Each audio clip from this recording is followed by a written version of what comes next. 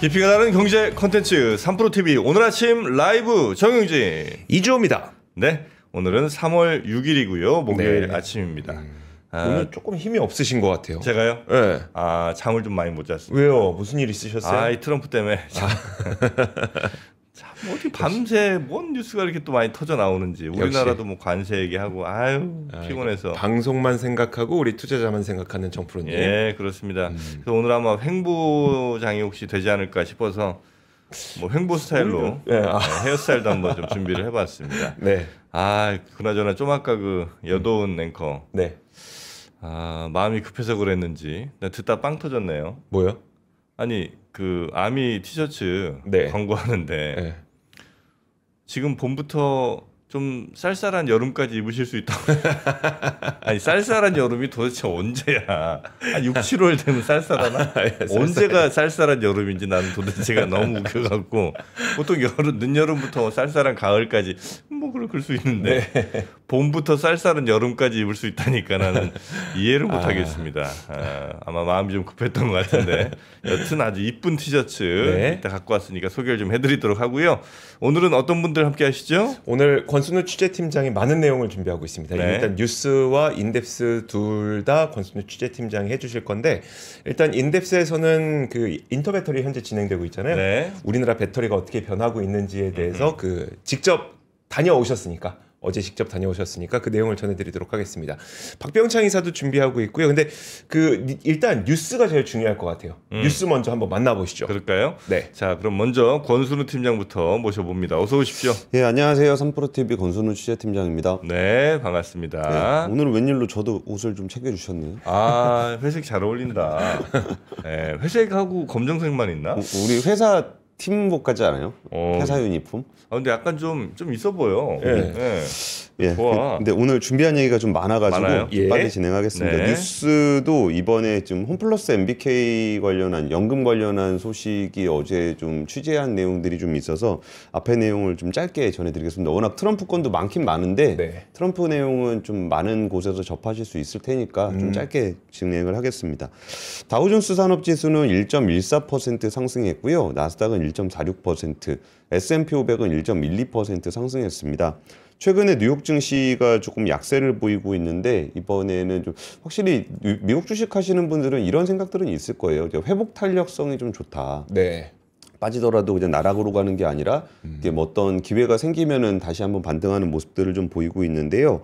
일단은 좀 그 관세에 대한 공포가 좀 있는 가운데 그 관세는 이제 공포도 공포지만 불확실성이 정말 큰 것 같아요.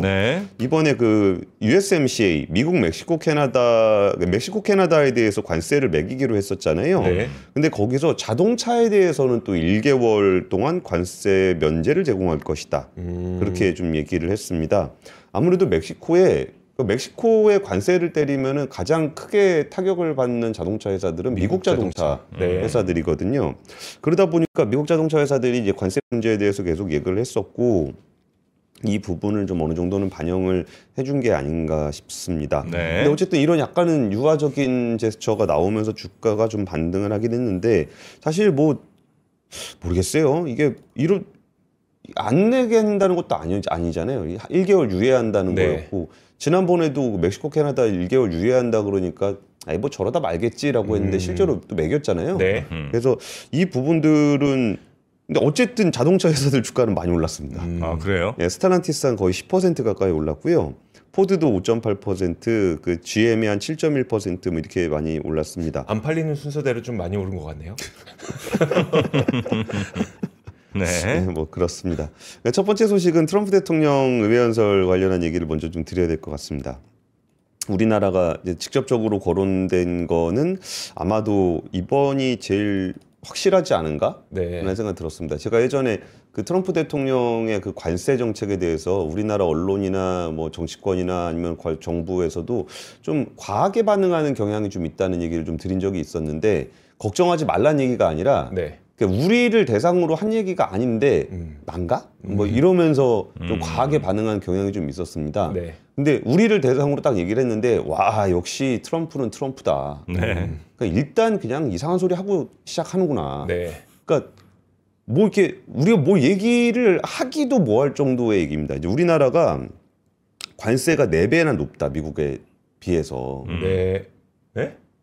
그러니까 아니 그러니까 뭐라고 우리에 대해서 관세가 됐든 뭐가 됐든 뭐 방위비가 됐든 뭐가 됐든 우리 쪽에도 뭔가 청구서가 날라오겠지라고 생각을 했었는데 네. 청구서가 이런 식으로 날라올 줄 몰랐던 몰랐네요. 거죠. 우리 FTA 국가잖아요. 네. 그래서 관세가 거의 제로에 수렴하고 있고 일부 품목에 대해서는 이제 서로 합의 하에 저율 관세가 매겨져 있는데 우리가 미국보다 4배 많은 관세를 매기고 있다 그러니까 뭐 이렇게 우리도 카드를 좀 준비해 놓은 게 있을 거 아니에요. 근데 4배 그러니까 카드를 내밀기에 앞서서 그건 아니잖아요. 이 얘기부터 하게 만드는 이것도 협상 전략인가 싶기도 해요. 이게 무조건 쌀 들어갔다니까. 그러니까 쌀이 들어가든 뭐가 들어가든 네. 이게 틀린 얘기를 해버리니까 네. 거기 그럼 맞는 카드를 낼 수가 없잖아요. 정정부터 하고 시작을 해야 네. 되잖아요. 그게 아니고요부터 그게 아니고요 하면 지는 거거든요. 네. 근데 와 이번 음방의회 연설에서 그 얘기를 하고 나니까 우리가 되게 벙치는 네. 그런 상황이 좀 됐습니다. 네. 그리고 지금 그 카드를 하나 슬쩍 내밀었습니다. 그 알래스카 천연가스 개발을 추진하고 있는데 한국과 일본이 투자를 통해서 파트너가 되고 싶어한다. 파트너가 되라는 얘기죠. 네. 그래서 알래스카 천연가스에 대한 투자가 좀 이루어질 건데, 근데 이런 부분들은 좀 우리가 협상을 잘 할 필요는 있는 것 같아요. 우리가 어차피 에너지를 좀 수입해야 되는 국가이기도 하고, 네. 우리나라도 뭐 석탄 발전이라든지 이런 거 좀 줄이면서 가스 비중이 늘어나는 것이 불가피해 보이거든요. 네. 그러니까 재생에너지나 원전이 늘어나게 되더라도 약간 유연성 자원으로서 가스 비중이 좀 늘어나는 것들은 에너지 믹스 차원에서 좀 필요해 보입니다. 그래서 이런 것들은 우리도 좀 받을 수 있는 부분이라고 본다면 네. 협상을 잘 통해서 이제 그러니까 트럼프 대통령은 되게 불확실하게 얘기하긴 하지만 뭐 달라 소리는 해요. 그래서 이번에 가스 투자해달라는 얘기를 네. 해석을 할 수 있을 것 같습니다. 네. 근데 뭐 칩스법이나 이런 거 안 준다 뭐 이런 얘기들 했었는데 그 칩스법 보조금 주면 안 된다는 얘기 좀 했었고 네. 그리고 그 파나마 운하하고 그 그린란드 가지고 오겠다. 왜 자꾸 남의 걸 갖고 온다 그러지 모르겠어. 오늘 아침에 근데 블랙록이 파나마 운하의 그 지분을 좀 매수했다는 소식도 들렸더라고요. 예, 예. 근데 뭐 지분 매수하는 거야 뭐 할 수 네. 있죠. 근데 이게 표현이 좀 다른 것 같아요. 그러니까 지분 구조가 바뀐 거잖아요. 네. 그러니까 홍콩계 펀드가 갖고 있던 지분을 블랙록이 가져간 건데 그러면 그게 미국 거가 됩니까? 그렇지는 않거든요. 네. 그러니까 표현이 좀 다르긴 달라요. 예, 두 번째 소식은요. 그 어제 중국 양회에서 성장률 전망치라고 해야 되나 목표치라고 해야 되나 5% 나왔습니다. 네. 그러니까 지난해와 비슷한 수준인데 누가 봐도 중국은 올해에 비해서 그러니까 작년에 비해서 올해가 더 안 좋을 것 같은데 네. 똑같은 목표치를 제시를 했다라는 점이 좀 인상적입니다. 그러면서 적자 재정을 편성을 좀 했습니다. 그래서 채권 발행해 가지고 하겠다 목표를 달성하겠다라는 거고 그리고 그 R&D 예산이 얼마나 될까도 좀 관심사였거든요. 근데 한 80조 원 정도를 늘려서 전년 대비 10% 정도 늘려서 뭐 AI나 로봇, 드론, 차세대 기술에 투자를 하겠다라고 네. 좀 얘기하고 있습니다. 지금 뭐 글로벌 뭐 관세 전쟁 그리고 분리 이런 것들이 있을 때 절대적인 답이라고 할 수 있는 거는 하나밖에 없습니다. 그러니까 나머지는 다 불확실하고 협상을 통해서 뭘 해야 되고 그러지만 절대적인 답 하나는 기술력을 높이는 거예요. 그 부분에 대해서는 누구도 이론이 없습니다. 네. 그러다 보니까 중국 정부도 뭐 여기저기 두드려 맞고 뭐 힘들고 안에서는 뭐 부동산 터지고 채권 없고 맨날 싸우고 막 그러더라도 뭐 누구랑 손을 잡아야 될지 그런 것도 모르겠지만 어쨌든 이거 하나는 확실하게 간다라는 게 기술력을 높여야 된다라는 네. 부분들을 보여줬고요. 그리고 중국 정부가 이제 국방 예산 증가율이 최근 2년간 동일한 7.2%로 3년 연속 국방 예산을 증액하기로 했습니다. 네. 이 부분도 그러니까 기술만큼 확실한 답은 아니지만 거의 대부분이 답이라고 생각하는 부분이 이 국방 예산 쪽입니다. 네. 이게 뭐 유럽도 그렇고 중국도 그렇고 한국도 그렇고 여기 국방 예산 늘려야 되는 부분들도 어쩌면 컨센서스가 되고 있는 것 같습니다. 네. 예, 세 번째 뉴스는요. 세 번째 뉴스 바로 갑니까? 예, 세 번째 네. 뉴스를 어제 제가 뭐 다른 매체에 나온 얘기는 아니니까 뭐 단독 보도일 것 같은데 단독이죠. 네. 일단은 과정들을 좀 설명을 드리면 어제 정프로님이 홈플러스 상품권 끊기는 거 아니냐 말씀 주셨죠. 네. 끊기고 있습니다. 또 현실이 되고 있군요. 예, 정프로의 예상은 현실이 된다. 정프로의 내일 뉴스. 네. 어떻게 되는 걸까? 그러니까 정프로의 네. 내일 뉴스 시간. 실제로 그럼 상품권 막 돌아오고 있어요? 아니면 아예 안 받고 있어요? 다른 데서? 그런 거보다 네. 그 홈플러스 상품권이 홈플러스에서만 쓸 수 있는 게 아니에요. 그렇겠죠. 네, CJ 푸드빌이라든지 뭐 CGV라든지 신라면세점이라든지 이런 데서도 쓸 수 있는데 제휴된 회사들. 예, 근데 제휴된 회사들에서 안 받기로 했다는 거예요. 홈플러스에서는 쓰실 수 있죠. 네. 진짜 그것도 애매하긴 하네. 왜냐면 이제 다른 회사들에서는 그거 받아놨다가 만약에 홈플러스가 나중에 뭔 일 생겨서 그거 못 주면 그거 그냥 날아가는 걸 수도 있으니까. 근데 주긴 줄 건데 네. 좀 지연되거나 그럴 수 있으니까 네. 그래서 일단 안 받고 있고. 근데 사실 그 홈플러스 전체 상품권이 연간 한 2천억 정도 발행이 된다는데 그 중에 그 외부에서 사용되는 비중이 뭐 한 자릿수, 그러니까 아래 쪽 한 자릿수인 것 높진 같아요. 않다? 네, 높진 않은 것 같아요. 근데 그럼에도 불구하고 좀 이제 그 소비자들이 약간 불편하긴 하겠죠. 이거 딴 데 쓸 수 있었는데 안 받아주네라고 하니까 이거는 좀 쓸 수 있는지 확인을 하고 쓰시는 게 좋을 것 같고요. 근데 이게 워낙 그 MBK가 홈플러스 기업 회생을 좀 너무 전격적으로 진행을 하다 보니까 이게 뭐 왜 그랬는지에 대한 뭐 이유야 있겠죠. 뭐 선제적 대응을 위해서 뭐 했다라 그러는 건데 이게 결국 기업 회생이라는 거는 빚을 못 갚겠다라는 거거든요. 빚을 못 갚겠다. 네. 안 갚겠다. 못 갚겠다. 안 갚겠다. 어쨌든 뭐 결과적으로 안 갚겠다라는 건데 이게 그 못 갚을 게 뻔한 상황에서 빚을 내면 네. 그러니까 내가 딱 봐도 그러니까 기업 회상을 신청한다는 건 난 빚을 안 갚을 겁니다라는 얘기인데 네. 그거에 너무 앞서서 거의 그 시점에 내가 빚을 안 갚을 생각이 있는데 돈을 빌리는 건 좀 문제가 있잖아요. 그건 문제 있죠. 네. 그래갖고 이게 어제 일단은 그 매일경제에 나왔던 보도 내용인데 저도 이제 예탁원에 가면 세이브로라는 그 통계 시스템들이 있어요. 네. 거기에 기업엄하고 단기 사채를 볼 수 있는 건데 이게 어제 그 제가 홈플러스에 있는 걸 좀 정리를 해봤습니다. 네. 올해 들어서 그 합산으로 745억 원어치의 기업엄과 단기 사채가 발행이 됐습니다. 네. 네. 올해 들어서. 그러니까 이게 언제부터 그 홈플러스가 자기가 기업 회생을 신청하려 그랬는지는 모르겠으나 네. 대충 어제 취재를 해보니까 신용평가사하고 갈등이 좀 있었거든요. 네. 신용 등급을 낮출 거냐 못 낮출 거냐 신평사는 낮출 수밖에 없다. 그 홈플러스는 이거 낮추면 우리 자금 조달 못한다. 네. 뭐 그런데 자금 조달 못하는 거는 기업의 사정이지. 네. 그것 때문에 신용 평가를 제대로 하지 않는 거는 시장에 올바른 정보를 주지 못하는 게 된다. 이런 갈등들이 있었거든요. 네. 근데 그게 언제쯤 이게 안 될 거라고 생각했는지는 모르겠지만 올해 들어서 745억 원을 빌렸고 그리고 제일 뭐 가까운 시기로 보면 2월 21일이에요. 근데 저 745억 원이 전체가 아니라 홈플러스만 홈플러스가 올해 홈플러스가 올해 네, 홈플러스 올해 발행한. 그런데 2월 21일이면은 신용등급 떨어진 게 2월 28일이거든요. 네. 그 일주일 전이에요.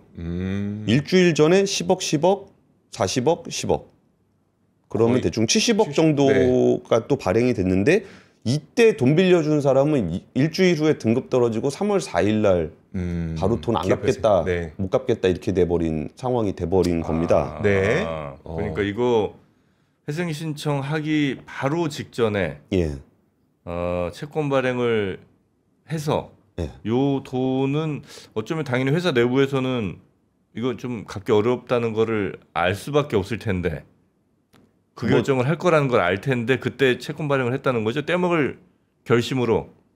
그러니까 정황상으로 보면은 2월 21일 정도면은 그럴 수도 있지 않겠냐. 네. 근데 물론 MBK에서 아니라 그러면은 뭐 할 말은 없는데. 이게 좀 홈플러스에서. 예. 우리 저 권 팀장님이 취재하신 내용이에요? 그러니까 요 내용은 이제 세이브로에 나와 있는 내용을 지금 하나 지적을 해드린 거고. 예. 이거랑 비슷한 맥락에서 좀 더 큰 얘기가 제가 취재한 얘기입니다. 아, 지금부터 중요합니다. 네, 요 맥락은 대충 이해하셨죠? 예. 네. 그러니까 이게 그 기업 회생에 가게 되는 상황이 됐는데 그거에 앞서서 이쯤에는 안 했어야 되는 거 아닌가라는 행동이 뭐가 있냐면은 이게 국민연금을 포함해서 새마을금고, 행정공제, 수협, 산은캐피탈 등이 투자금이 1조 1,400억 원 정도 규모가 있습니다. 네. 그러니까 이게 이 내용이 조금 어렵기는 해요. 네.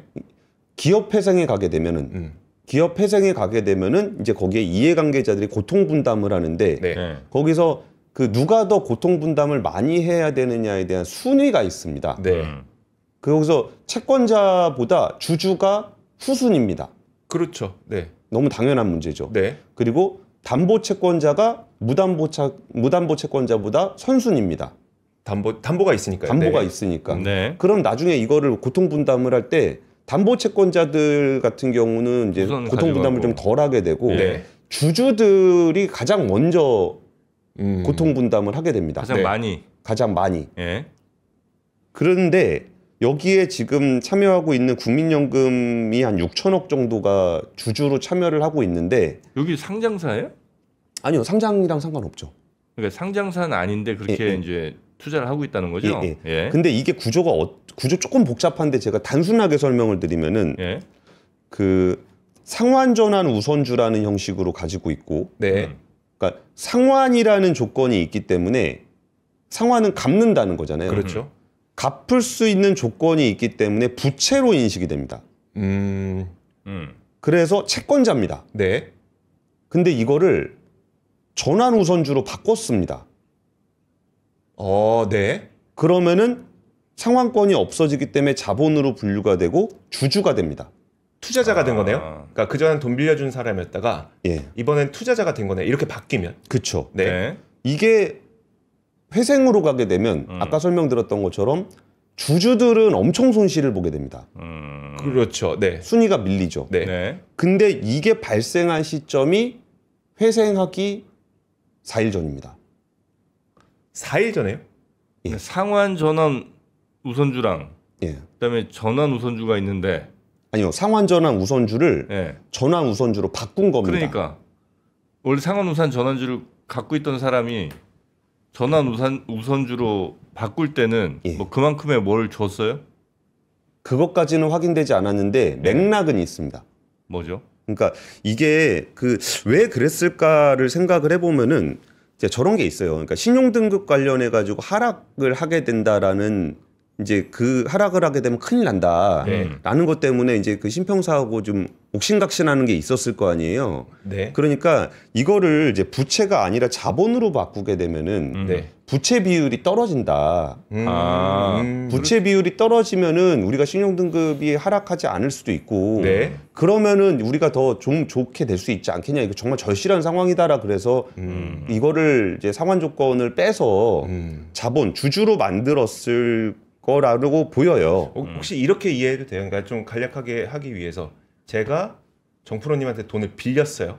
예. 그러니까 정프로님이 저의 채권자가 됐는데 정프로님 이번에 신용등급 받는데 이거 채권 제가 부채라서 지금 부채 비율이 너무 높아요. 이거 주식으로 바꿔드릴게요. 주식으로 바꿔드릴게요. 그래서 주식으로 바꾸기로 했어. 예. 그래놓고 제가 기업회생을 신청해서 저 이제 돈 못 갚아요. 이렇게 되면 주주는 제일 큰 피해를 본다는 거죠. 뭐 가만 안 두지 내가. 채권자일 때는 어떻게든 뭐 일부라도 받을 수 있지만 주주가 되면은 그냥 휴지 조각이 될 수도 있는 그런 상태라고 이해하면 돼요. 아니, 가만 안 둔다고. 가만 안 둔다. 이게 그 홈플러스가 자산이 좀 있는 회사여가지고 아예 휴지 조각이라고까지 얘기하고 싶진 않아요. 네. 근데 좀 저는 좀 극단적인 표현을 좀 덜 쓸게요. 예. 좀 아무래도 이게 첫 보도라 좀 무서워요. 좀 조심스럽죠. 그러니까 완벽하게 확인할 수 있는 부분들 뭐 그 사람의 의도까지 저희가 네. 알 수는 없으니까. 근데 신용평가사에서 뭐라 그랬냐면은 그러면 지금 이게 부채를 자본으로 전환을 한 게 네. 그렇게 하면 신용등급이 안 떨어지냐는 거예요. 떨어진다는 거지. 네. 그걸 전환을 해도 떨어진다는 거죠. 그래요. 그러면서 네. 왜 신용평가 보고서에 그때 등급을 낮춘 신용평가 보고서에 이 내용이 왜 안 나왔냐면 네. 그 신용평가 보고서가 나온 이후에 여기에 조치가 이루어졌어요. 네. 그래가지고 보고서에는 안 나오는데 네. 그 얘기를 하니까 신용평가사에서는 우리가 거기다 보고서에다가 이게 뭐 다음에 일어날 일이니까 예. 이게 뭐 부채 비용이 좀 줄었지만 신용등급을 떨어뜨립니다라고 쓸 수가 없잖아요. 부채 비율이 아직 안 떨어졌으니까. 네. 그러니까 보고서에는 안 썼는데 그 부채 비율 떨어지는 것도 감안을 해서 신용등급을 내렸다는 거예요. 그러니까 네. 이미 그거 바꿔봐야 신용등급 떨어진다라는 거는 정해진 일이었다라는 거죠. 네. 보고서를 통해서 당연히 그 노티스를 해줬고. 그러니까 보고서에는 그 부채 비율 얘기가 안 나오는데 예. 신용등급을 떨어뜨렸던 그 종합적인 의견에는 부채 비율이 떨어진 것도 감안돼서 또 떨어지는 거예요. 그러면 여기서 왜 그러면은 그 부분에 대해서 신용평가사가 이렇게 엄격하게 얘기를 하고 있었냐라고 하는 거를 그 얘기를 하더라고요. 신용평가사에서. 이게 지금 2019년부터 A2 플러스, A2, A2 마이너스, A2 마이너스, A3 플러스, A3, A3 마이너스 계속 떨어져요. 아. 네. 그러니까 이게 그 우리가 뭐 어느 정도 감안을 해서 봐줄 수 있는 부분이냐. 네. 그러니까 자금 조달을 할 수 있게 그냥 등급을 안 떨어뜨리고 뭐 일시적으로 뭐가 어려워서 안 하고 이럴 수 있는 게 아니라 이렇게까지 매년 떨어지면 네. 뭔가 경영적인 조치가 있어야지. 그냥 신용평가를 그냥 좀 미룬다고 해서 그게 될 문제냐. 그리고 그거를 그냥 부채 비율 조금 변화시킨다고 이렇게 자본 RCPS 있던 걸 CPS로 변화시킨다고 해서 네. 그게 그러면 신용등급을 안 떨어뜨릴 만한 사유가 되냐. 이 부분에 대해서 신용평가사들은 좀 문제 제기를 하고 있는 거예요. 그러면서 이제 뭐 신용평가 등급이 떨어져가지고 자금 조달이 안 돼서 기업 폐쇄행위 됐다라고 얘기하는데 네. 뭐 그거 틀린 말은 아니지만 이런 경영적인 이유가 있는 상황에서 어떻게 그걸 안 떨어뜨리냐라는 게 이제 신용평가사들이 얘기했던 거고요. 근데 그 지금 현재 들어가 있는 그 큰 기관들이 아까 말씀해 주신 게 국민연금? 예, 또 어디요? 새마을금고, 새마을금고, 행정공제회, 행정공제회? 예, 예, 그런 데도 있어요? 예, 수협. 수협. 그 제가 파악하기로는 사는캐피탈도 들어가 있는 걸로 알고 있습니다. 그러니까 나랏돈 관련된 데들이 대충 그 정도예요. 그렇죠. 여기가 근데 언제쯤 투자 시작했는지는 뭐 그건 지금 그거는 확인이 안 되고. 그거는 다 확인되죠. 아 그래요? 예, 예. 그때 그때 뭐 처음 살 때부터 들어갔으니까요. 그건 좀 오래전 얘기고 네. 그다음에 최근에 하여튼 전환 되는 거에서 그죠? 채권 형태에서 주식 형태로 바뀌었다는 거죠? 그렇죠. 나흘 전에. 그렇죠. 근데 그 바꾸는 거에 대해서 이른바 투자자들은 뭐 좋다 싫다 이런 게 있어요? 아니면 그러니까 동의를 해줬으니까 동의를 바꿨을 해줬으니까 해줄 수 있는 건데 거죠? 왜 동의를 해줬는지를 생각해 보면은 이제 네. 신용등급 하락 막을 수 있다라고 생각을 얘기를 했겠죠. 근데 그러지 신용평가사에서는 그거 감안해도 신용등급을 하락한다. 라는 얘기를 하고 있는 거고요. 근데 그 선수들이 어쨌든 그 투자 결정하고 그 뭐 전환하는 그 이제 결정하는 사람들이 있을 거 아니에요. 그 사람들도 나름 난다긴다는 전문가들일 거 아니에요. 그 업계에서. 근데 모르는 건 모르는 거예요. 모를 수 있다. 예, 그래가지고 안 그래도 연금 쪽에도 어제 뭐 담당자하고 통화를 했던 건 아닌데 뭐 이런 상황 되면 자기 징계 먹는 게 뻔한데 네. 그거를 뭐 일부러 해주거나 그럴 일은 없을 거고 그리고 이게 그냥 디폴트 채권에 투자한 것만으로도 징계 사유가 되는데 채권을 주식으로 전환해 갖고 4일 후에 디폴트를 맞으면은 이게 아까 정프로님 말씀하셨던 그런 생각이 자꾸 들잖아요. 네. 그러니까 정밀 감사를 받게 되지 않겠냐는 얘기죠. 그러니까 이제 그나마 좀 좋게 생각하자면 이 홈플러스의 아주 그 농간에 여기가 이제 노란한 정도 되면 그나마 좀 난 것 같고 만약에 야 어차피 이 돈 다 뭐 나랏돈이 이렇게 되면 뭐 손실 처리되고 되는 거야. 대신 뒤로 뭔가가 혹시 갔다면 요거는 이제 물론 제 소설입니다. 네. 거기에 대해서 이제 가만 있을 수가 없습니다. 네. 그리고 거기에 지금 어떤 게 있냐면은 홈플러스 점포가 127개가 있는 것으로 저는 알고 있는데 네, 120개가 있는 것으로 알고 있는데 여기에 이제 전부 팔고 다시 임대한 거 말고 진짜 자기 점포 있잖아요. 네. 그게 한 64개 정도 있어요. 그럼 64개 있으면 담보 있다 이 얘기를 하는 건데 그렇죠. 64개 담보 전체가 메리츠금융의 담보로 잡혀 있어요. 그래요? 그러니까 메리츠금융 입장에서는 이 담보를 신탁 방식으로 돼 있기 때문에 기업 회생으로 가더라도 담보 처분을 할 수 있습니다. 물론 바로 하진 않겠지만. 네. 그러니까 예. 이거를 얼마에 팔릴지도 예상하기가 좀 어려운 거고 예. 그러면 채권자들 나눠 먹을 것도 거기에 고통 분담할 것도 부족한 상황이 되면 주주 몫이 얼마나 될지는 그러니까 그런 사기업들이나 그런 데들은 다 그렇게 담보를 잡아두든 뭘 해서 자기네들이 손해 안 볼 거를 마련을 해놨네. 그러니까 메리츠가 잡은 거죠. 그 메리츠는 그렇게 한 근데 거잖아요. 심지어 국민연금은 근데 채권자 권한까지 없어진 거죠. 그러니까 그 상식적이지 않다는 거예요, 제 얘기가. 예를 들어 국민연금은 그렇게 담보를 잡았는데 메리츠가 이번에 저 채권자에서 갑자기 저 투자자로 그냥 이렇게 바뀐 것 같으면 아이고 저 멍청한 놈들 이러고 이제 끝날 수도 있는데 희한하게 그 채권자에서 투자자로 전환된 큰 손실을 입을 사람들이 대체로 보니까 그 기관들이 좀 더 나라 돈 굴리는 사람들이고 그 저 회사 돈 굴리는 사람들은 어떻게든 담보 잡아놓고 뭐 채권자 전환도 안 하고 뭐 이런 상태 많이 있었다면 이거 나는 우연이 아니라고 본다는 겁니다. 네. 알겠습니다. 그리고 네. 저기 그 어제 홈플러스에서 자료를 냈는데 왜 이 상황까지 왔는지에 대해서 네. 이렇게 이 부분이 있어요. 유통업계 종사자는 물론 언론계 종사자 모두 아시다시피 실적 악화의 가장 큰 요인은 대형마트에 대한 규제로 인한 것과 뭐 온라인 사업자와의 기울어진 운동장 그러면서 매출이 감소하기 때문이다. 뭐 이렇게 얘기를 하고 있어요. 네. 근데 이 부분이 이제 자기가 기업 회상에 가가지고 이제 돈을 이제 못 갚겠다 고통 분담을 해달라라고 얘기를 해야 되는 상황인데 네. 여기서 지금 뭐 상황 다 아시잖아요. 대형마트 안 좋고 뭐 이런 거 막 그런 식으로 얘기했어요? 그런 느낌이 적합하지 않은 것 같아요. 그리고 마지막까지도 손실을 막아주지 못하고 오히려 손실을 키우고 있던 상황이 됐었고 네. 뭐 이거 자꾸 거기서 내용에도 뭐 이마트 비교해가지고 이마트가 뭐 사람 더 줄였어요 뭐 이런 얘기 계속 써 있거든요. 네. 근데 이마트 요새 올해 들어서 주가 몇 프로 올랐는지 아십니까, 정프로님? 이마트요? 예. 올랐어요? 그러니까 대형마트가 안 좋은 건 누구나 다 알아요. 네. 근데 이마트 올해 들어서 30% 올랐어요. 지금 52주 신고가예요. 아 그래요? 신용등급 같이 보시면 네. 여기 그래도 A1 등급 계속 유지하고 있잖아요.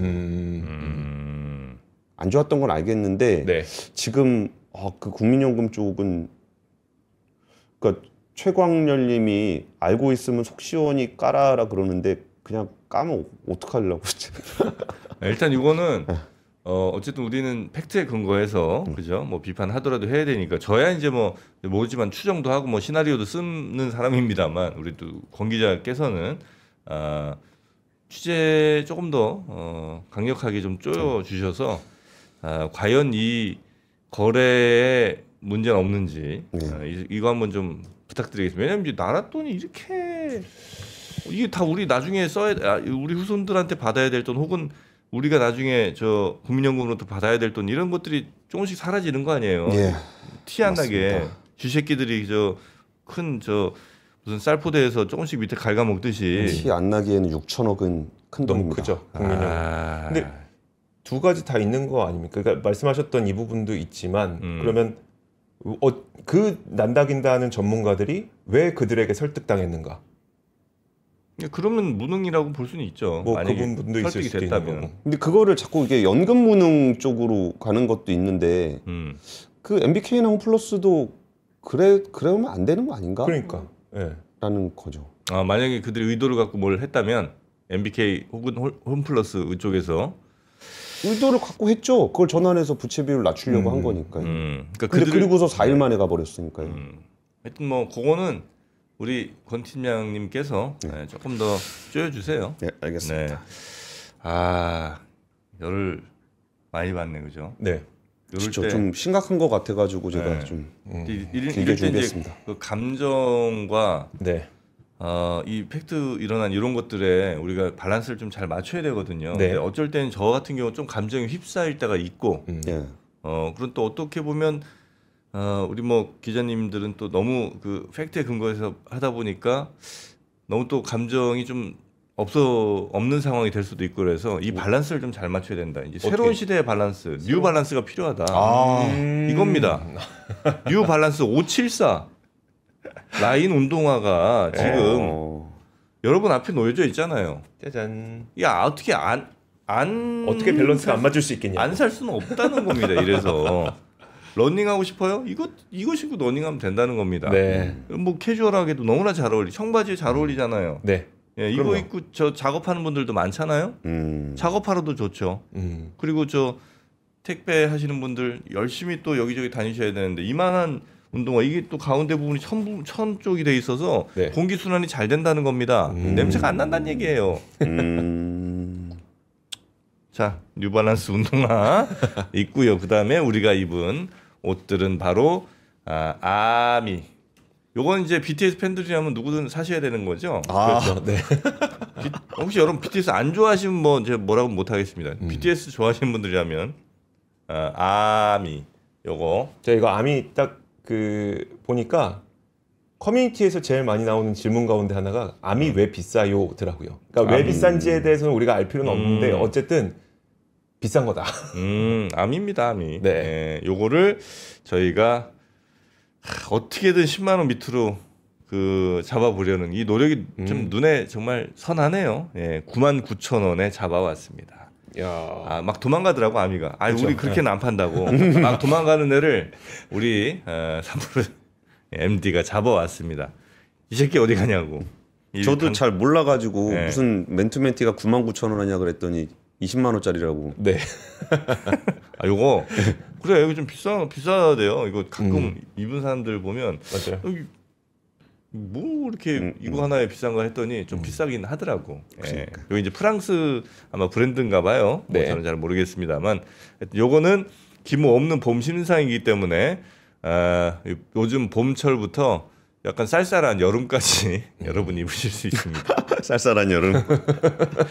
보통 7, 8월 여름 쌀쌀해요. 7, 8월이 쌀쌀하대. 우리 아까 댓글 보니까 7, 8월쯤 되면 좀 쌀쌀하지 않나요? 뭐 이러더라고. 뭐 하여튼 뭐 편하게 입어보세요. 어떻게 되는지. 자, 하여튼 프리미엄면 100% 사용한 아미 하트 뿅뿅 자수 맨투맨 요거 스몰부터 엑스라지까지 다양한 사이즈. 제가 지금 현재 엑스라지 사이즈입니다. 저도 엑스라지고요. 이게 라지. 거기 라지. 네. 이렇게 입으시면 되겠다. 그리고 뉴발란스 아까 말씀드렸는데 그 사이즈가 260부터 275까지 있어요. 왜?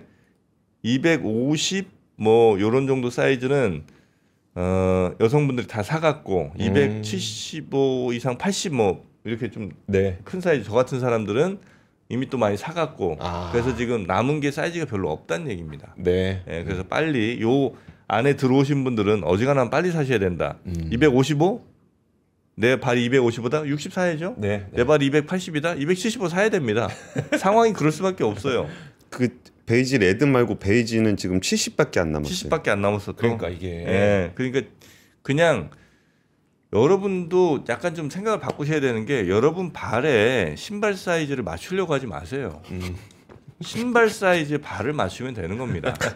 신발은 좀 작으면 발가락 좀 구부리지 뭐. 그리고 늘어나게 돼 있어. 발로 매일 365일 이게 힘을 주는데 어떻게 안 늘어나 신발이. 늘어나게 돼 있고요. 좀 신발이 커서 헐떡거린다. 양말 2개 왜 못 신죠? 밑에 깔짝 하나 더 깔면 그 사이즈 딱 바로 교정됩니다. 키도 커지고. 이제는 여러분 신발에 여러분의 발을 맞추시길 바랍니다. 신데렐라 생각이 나죠. 자, 뉴발란스 574 라인 운동화 그리고 아미 하트 자수 뿅뿅 하트 맨투맨 이렇게 2가지 준비되어 있으니까 여러분 링크 따라오시면 되겠습니다. 신발 납코에 구멍 나는 거, 그 정도는 지금 저희가 요 5만 원대로 초특가 준비했는데 그 정도도 여러분 이해 못하시면 저희도 뭐 어쩔 수는 없습니다. 신다 보면 뭐 양말에도 구멍 나고 신발에도 구멍 나는 거지. 그리고 여러분 발이 그렇게 세지 않을걸요. 네. 자 오늘은 이 정도까지 하고 우리 권 팀장님 보내드리고 권 팀장님은 이따가 또 중요한 내용 하나 전해주실 게 있으니까요. 인터배터리는 좀 신나는 얘기로. 좋습니다. 네. 자 그러면 빨리 저희는 가서 박병창 이사님 모시겠습니다. 고맙습니다. 감사합니다. 네, 감사합니다.